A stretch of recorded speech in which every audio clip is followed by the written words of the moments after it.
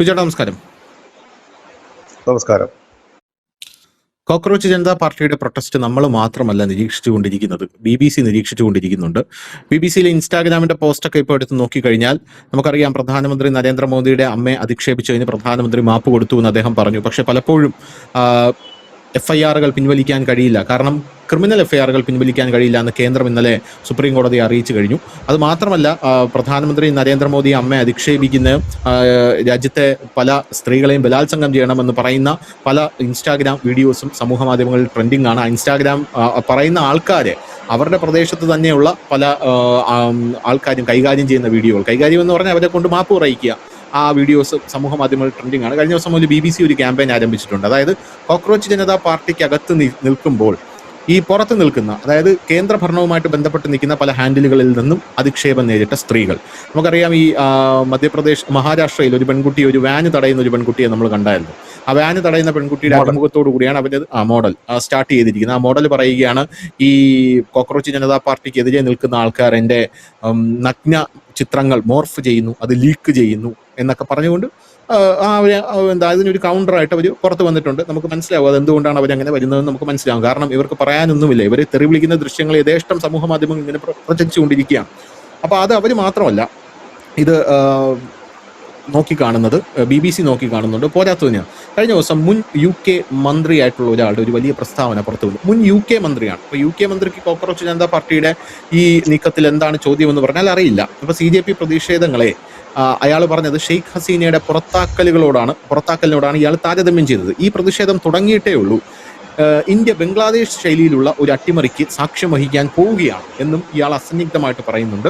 അതിൻ്റെ ഒരു തുടക്കം മാത്രമാണ് ഡൽഹിയിലെ ഈ കോക്രോച്ച് ജനതാ പാർട്ടിയുടെ പ്രതിഷേധമെന്നാണ് മുൻ UK മന്ത്രിയായിട്ടുള്ള റോറി സ്റ്റുവർട്ട് അയാൾ പറയുന്നത്. ബംഗ്ലാദേശിലേക്ക് പോലെ ഒരു സാഹചര്യം ഇനി ഇന്ത്യയിൽ ഉടലെടുക്കാൻ പോവുകയാണ്. പ്രധാനമന്ത്രി നരേന്ദ്രമോദി ഷെയ്ഖ് ഹസീന മോഡലിൽ പുറത്താകാൻ പോവുകയാണ്. അതിൽ യാതൊരുവിധ സംശയവും നിങ്ങൾക്ക് വേണ്ട എന്നാണ് ഈ റോറി സ്റ്റുവർട്ട് എന്ന് പറയുന്ന മുൻ UK മന്ത്രി പറയുന്നത്.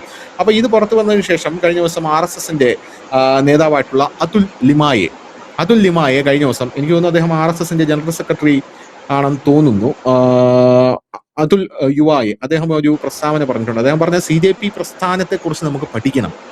അത് പഠിക്കണം. അരാജകത്വത്തിന്റെ ഒരു കേന്ദ്രമാണ്, ഒരു വ്യാകരണമാണ് CJP പ്രസ്ഥാനം എന്നാണ് നിലവിൽ അദ്ദേഹം പറഞ്ഞിരിക്കുന്നത്. അതുൽ ലുമായെ പറഞ്ഞിരിക്കുന്നത് ധർമ്മേന്ദ്ര പ്രധാനെ രാജിവെക്കാൻ നിർബന്ധിതരാക്കിയ ഒരു പാർട്ടി എന്ന രീതിയിലല്ല ഇതിനെ കാണേണ്ടത്. ഇതിനെക്കുറിച്ച് പഠിക്കണം.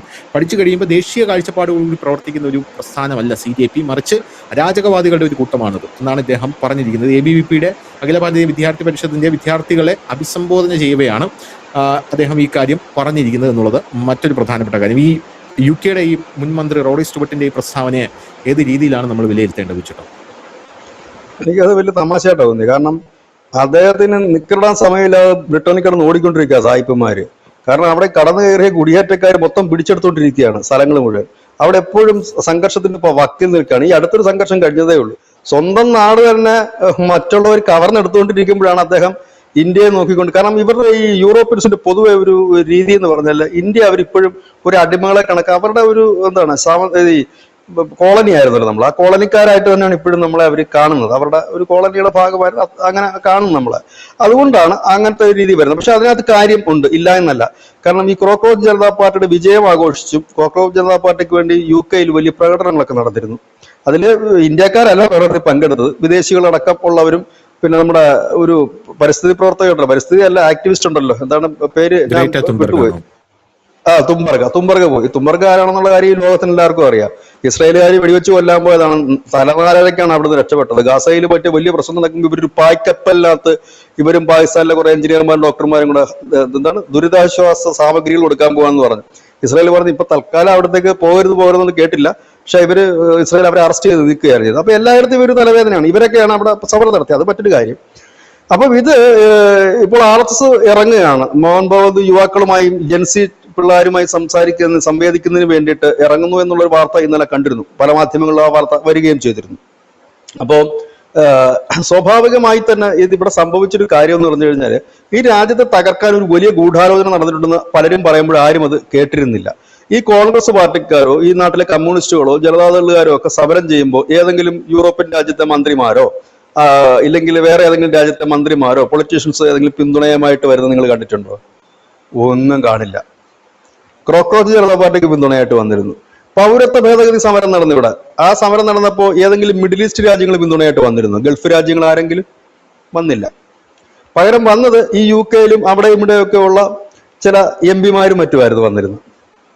വന്നിട്ടില്ല, അവർ വന്നിട്ടില്ല. കാരണം അത് ബാധിക്കേണ്ട ആളുകൾ മുസ്ലിം രാഷ്ട്രങ്ങളാണല്ലോ, അല്ലെങ്കിൽ അവർക്ക് വേദന ഉണ്ടാക്കേണ്ടത് മുസ്ലിം രാഷ്ട്രങ്ങളാണല്ലോ. വന്നില്ല. 370 എടുത്തു കളഞ്ഞു ഇന്ത്യ, നമ്മുടെ ഈ സർക്കാർ 370 എടുത്തു കളഞ്ഞു. 370 എടുത്തു കളഞ്ഞപ്പോൾ ഈ അറബ് രാഷ്ട്രങ്ങൾ ആരെങ്കിലും അതിനെതിരെ എന്തെങ്കിലും പറയുന്നത് കേട്ടിട്ടുണ്ടോ? ആകെ ഒന്ന് ഞരക്കം വന്നത് തുർക്കിയുടെ ഭാഗത്തു നിന്നാണ്.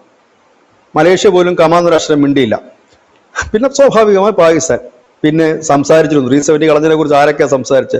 UK-യിലുള്ള MP-മാരും ചില സെനറ്റർമാരും അവരും ഇവരൊക്കെയാണ്, US-ലുള്ളവരും ഒക്കെയാണ് അഭിപ്രായം പറയുന്നത്. അതായത് അടുത്ത വീട്ടിലെ അവന്റെ കാര്യങ്ങൾ നോക്കി തീരുമാനിക്കുന്ന ഒരു കാലം ഉണ്ടായിരുന്നു. ഇന്ത്യയിൽ എന്ത് നടക്കണം, ആര് ഭരിക്കണം തീരുമാനിക്കുന്ന ഒരു കാലം ഉണ്ടായിരുന്നു.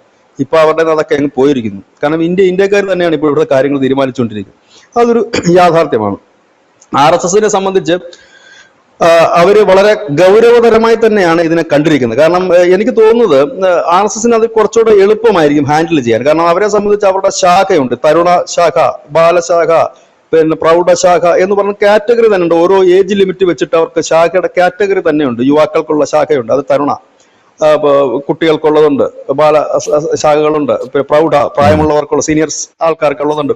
അപ്പം ഇങ്ങനെയൊക്കെയുള്ള കാറ്റഗറിയിൽ അവരത് നടത്തിക്കൊണ്ട് പോകുന്നവരാണ്. ഒരുപക്ഷെ എനിക്ക് തോന്നുന്നു ഇപ്പൊ ഈ RSS കഴിഞ്ഞ ഒരു 3 വർഷമായിട്ട് അവര് അവരുടെ ഇതാണ് 100ാം വാർഷികമാണ് ഇപ്പൊ നടന്നുകൊണ്ടിരിക്കുന്നത്. 2025 ഡിസംബർ തൊട്ട് ഒക്ടോബർ തൊട്ട് ഈ ഒക്ടോബർ വരെ അവരുടെ ഒരു 1 ഇയർ. അപ്പൊ അതിൻ്റെ വലിയ തിരക്കും കാര്യങ്ങളും ഒക്കെ ആയിട്ട് അവർ മുമ്പോട്ട് പോകുന്നുണ്ട്. അപ്പം അവർക്ക് ഓൾറെഡി ഉള്ളതാ സിസ്റ്റം. അവരെ സംബന്ധിച്ച്, സംഘത്തിനെ സംബന്ധിച്ച് അവർക്ക് യുവാക്കൾക്കിടയിൽ അവർക്ക് ഓൾറെഡി നല്ല സിസ്റ്റം ഉള്ളതാണ്. അപ്പൊ ആ സിസ്റ്റത്തെ കുറച്ചുകൂടെ അവർ പ്രൊമോട്ട് ചെയ്യാനാണ് ഇപ്പോൾ അവർ തീരുമാനിച്ചിരിക്കുന്നത് എന്നാണ് പറയുന്നത്. അതായത് കറക്റ്റ് പറഞ്ഞാൽ RSS ഇറങ്ങുന്നു കളത്തിലേക്ക് കുറച്ചുകൂടെ ഈ യുവാക്കളിലേക്ക് ഇത് ചെയ്യാൻ. കാരണം പണ്ട് എനിക്ക് തോന്നുന്നു യുവാക്കളായിരുന്നു ഏറ്റവും കൂടുതൽ സംഘശാഖയിൽ പോയിക്കൊണ്ടിരുന്നത്, ഈ തരുണയൊക്കെ. പക്ഷെ കാലം കഴിഞ്ഞപ്പോൾ ഈ കാലഘട്ടം മാറുമ്പോൾ ഉണ്ടാകുന്ന ഒരു പ്രശ്നം എന്ന് വെച്ച് കഴിഞ്ഞാൽ ജോലികൾ അത്രയൊക്കെ വന്നു കഴിഞ്ഞപ്പോൾ സംഘം ആദ്യമായിട്ട് ഓൺലൈൻ മീറ്റിങ്ങുകൾ കൂടാൻ തുടങ്ങി. അതിൽ തന്നെ അന്ന് ഞാനത് തുടങ്ങിയ സമയത്തൊക്കെ ഞാൻ നോക്കുമ്പോൾ ഏതാണ്ട് 7 ലക്ഷം പേര് അന്ന് തന്നെ ഉണ്ടായിരുന്നു. ഇപ്പൊ അതിന്റെ എണ്ണം 21 ലക്ഷം അങ്ങാണ്ടാണെന്ന് എനിക്ക് തോന്നുന്നു ഈ ഓൺലൈൻ ശാഖ. എനിക്കറിയാവുന്ന ഒരുപാട് സുഹൃത്തുക്കൾ ഈ ഓൺലൈൻ ശാഖയെ പങ്കെടുക്കുന്നുണ്ട്. അതെന്ന് പറഞ്ഞു കഴിഞ്ഞാൽ ഈ നമ്മുടെ IT ഫീൽഡിൽ വർക്ക് ചെയ്യുന്നവര്, വിദേശങ്ങളിൽ വർക്ക് ചെയ്യുന്നവർ, അവരെ സംബന്ധിച്ച് നിത്യശാഖയിൽ പോകുക എന്നുള്ളത് അവർക്ക് ബുദ്ധിമുട്ടുള്ള കാര്യമാണ്, അവരുടെ ജോലിയും അവരുടെ സമയങ്ങളൊക്കെ വെച്ചിട്ട്. അപ്പൊ അങ്ങനെയുള്ളവർക്ക് വേണ്ടിയിട്ടാണ് ഈ പറയുന്ന ഓൺലൈൻ മീറ്റിംഗ്. അതായത് എല്ലാ സൺഡേയിലും 1 മണിക്കൂറാണ് ഈ ശാഖ ഉള്ളത്. എല്ലാ സൺഡേയിലും അങ്ങനെയാണ് അത് പൊയ്ക്കൊണ്ടിരിക്കുന്നത്. അത് വളരെ ആക്റ്റീവായിട്ട് അവർ പോകുന്നത്. അപ്പൊ കാലഘട്ടത്തിനനുസരിച്ച് അവർ ചേഞ്ച് ആയി. അതുപോലെ തന്നെ ഈ ട്രൗസറിൽ നിന്ന് പാൻറ്റായിട്ട് മാറുന്നതും അങ്ങനെ ഒരു ചിന്താഗതിയുടെ ഭാഗമായിട്ടായിരുന്നു. കാരണം യൂത്ത് ഒരുപാട് പേര് ആവശ്യപ്പെട്ടു ഈ ട്രൗസർ മാറ്റി നമുക്ക് പാൻറ്റിലേക്ക് പോകേണ്ട ഒരു കാലം വന്നിരിക്കുന്നു എന്ന് പറയും. അതിനെക്കുറിച്ച് വലിയ ഡിബേറ്റുകൾ നടക്കും. പിന്നീട് പാൻറ്റിലേക്ക് പോവുകയും ചെയ്തു. പക്ഷെ ഇപ്പോഴും ആ ട്രൗസറിലേക്ക് മടങ്ങണമെന്ന് ആഗ്രഹിക്കുന്ന ഒരു വലിയ വിഭാഗം പേരുണ്ട്. ഇപ്പൊ യൂത്തിനും ആഗ്രഹമുണ്ട് ട്രൗസറിലേക്ക് തന്നെ മടങ്ങണം എന്നുള്ളത്. അപ്പൊ അങ്ങനെയൊക്കെ ഒരുപാട് കാലഘട്ടത്തിനനുസരിച്ച് ചേഞ്ച് വരുന്നുണ്ട്. അല്ലാതെ ഈ കമ്മ്യൂണിസ്റ്റ് പാർട്ടി കണക്ക് ഒരു കൃത്യമായ ഒരു ചട്ടക്കൂടുന്നത് ഞങ്ങൾ ഇങ്ങനെ ഇടിവെട്ടിയാലും ഞങ്ങൾ മാറില്ല എന്നുള്ളതല്ല. കാലത്തിനനുസരിച്ച് അത് മാറിയിട്ടുണ്ട്. അപ്പൊ കൂടുതലും യുവാക്കളിലേക്ക് ഇറങ്ങുവാനുള്ള, കാരണം ഒരുപാട് സംഘടനകൾ സംഘപരിവാർ കീഴിൽ തന്നെ ഉണ്ട് യുവാക്കൾക്ക് വേണ്ടിയിട്ട്. ഒരുപാട് സംഘടനകളുണ്ട്, പല പേരിൽ, വിവേകാനന്ദന്റെ പേരിലുണ്ട്, പല പേരിലും സംഘടനകളുണ്ട്.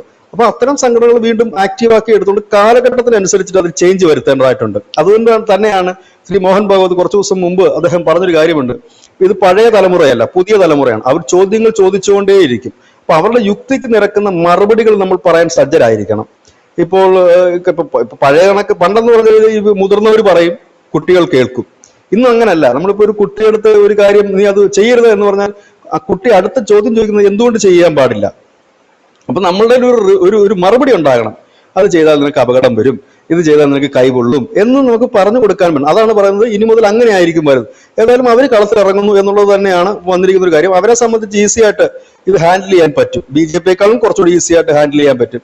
കാരണം BJP എന്ന് പറയുമ്പോൾ ഒരു പൊളിറ്റിക്കൽ പാർട്ടിയുടെ രീതിയിലല്ല സംഘടന പോകുന്നത്. സംഘടനയ്ക്ക് കുറച്ചുകൂടെ എളുപ്പത്തിൽ സാംസ്കാരികപരമായിട്ടും അത് നമ്മുടെ RSSുമായിട്ട് ബന്ധപ്പെട്ടിട്ടുള്ള പല കാര്യങ്ങളും.